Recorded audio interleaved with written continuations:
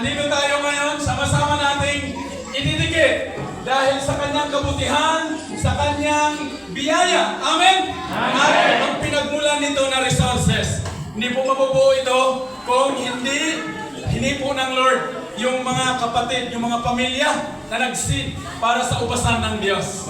Purihin ang Diyos. Tayo po ay manalangin, sama-sama tayong manalangin. Hallelujah!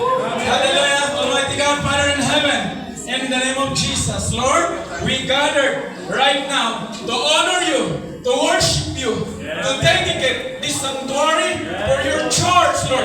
And this is your covenant to us in the fullness of your time. You will give us and we can witness your miracle, Lord, na ang building na to na tinatayuan namin ay gagamitin ng Panginoon para sa harvest sa lugar ng Amadeo.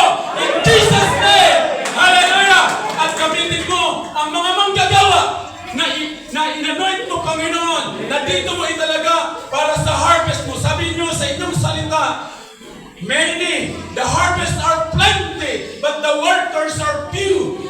Hallelujah! Magpadala ka, Panginoon, ng mga workers dedicated to be a servanthood sa sanctuary mong ito, Panginoon. Salamat sa biyaya mong ito. Salamat sa church, Lord. Salamat sa pamunuan. At salamat, Panginoon, sa iyong banal na Espiritu. Kung hindi dahil sa iyo, hindi po ito magaganap. Kaya sa oras na to, sama-sama kaming magpapasalamat sa ngalan ng Ama, ng Anak, at ng banal na Espiritu. In the name of Jesus, church, claim and declare that something will happen sa lugar